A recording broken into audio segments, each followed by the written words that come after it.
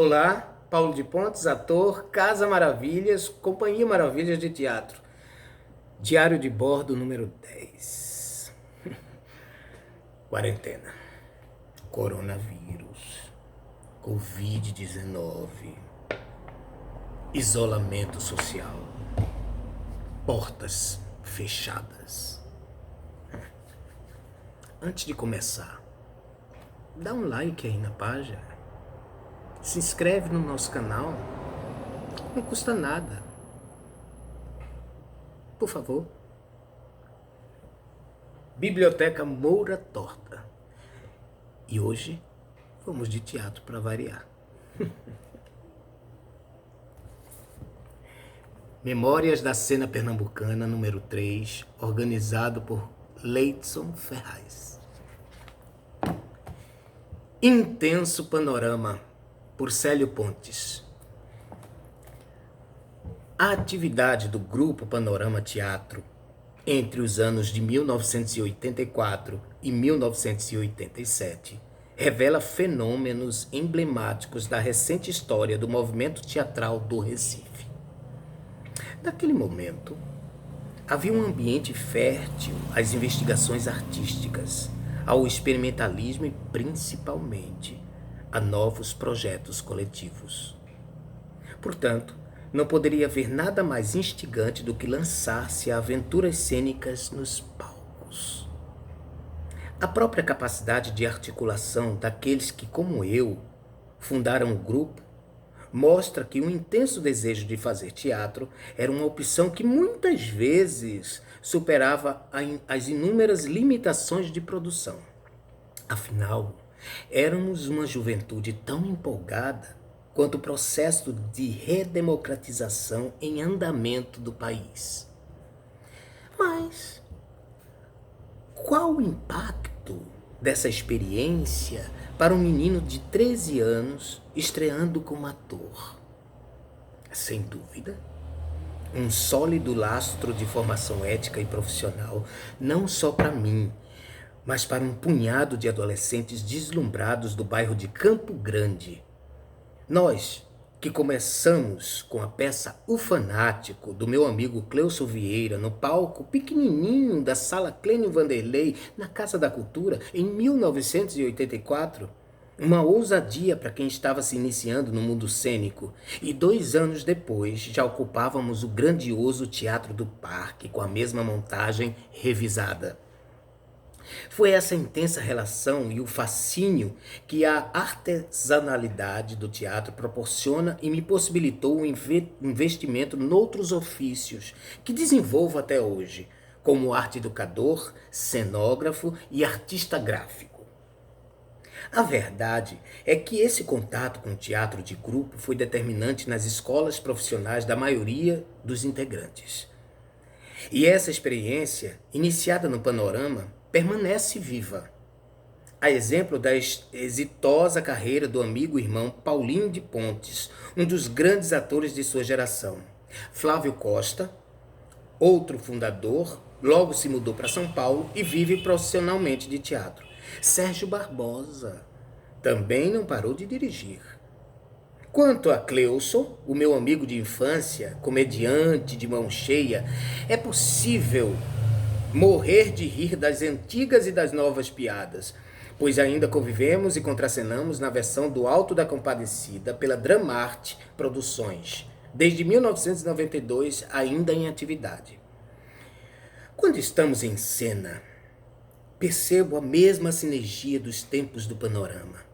A ampla percepção da cena, o ritmo, o improviso e a comunicação pelo olhar, o jogo.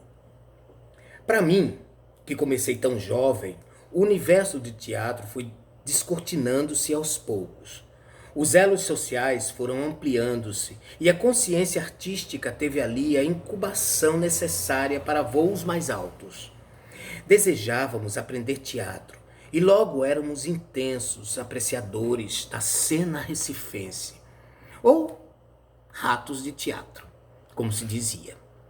Foi inesquecível para todos nós assistir, por exemplo, às 3 farsas do Giramundo, em 1985, produção da Fundação de Cultura Cidade do Recife, com textos de Ionesco, A Cantora Careca, Jean Tardieu, Um Gesto por Outro, e Woody Allen, Deus, dirigidos respectivamente por Antônio Cadengue, Carlos Bartolomeu e Paulo Falcão no Teatro de Santa Isabel.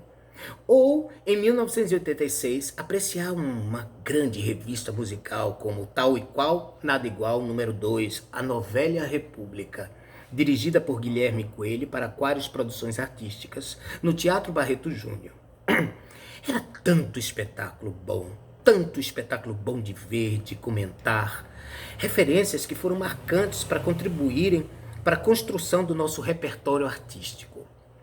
Os encontros do grupo eram intensamente produtivos e agradáveis. Havia necessidade de um conhecimento mais profundo das artes cênicas, do estudo e exercícios. Por isso, cada montagem era precedida pelos chamados laboratório de teatro, ocasiões nas quais exercitávamos sistematicamente o corpo, a voz, a interpretação e a construção de personagens.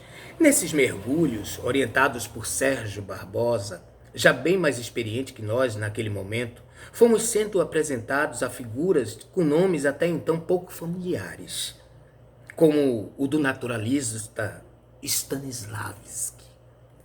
O contato com esse universo é um traço comum que marca a interpretação dos atores do grupo.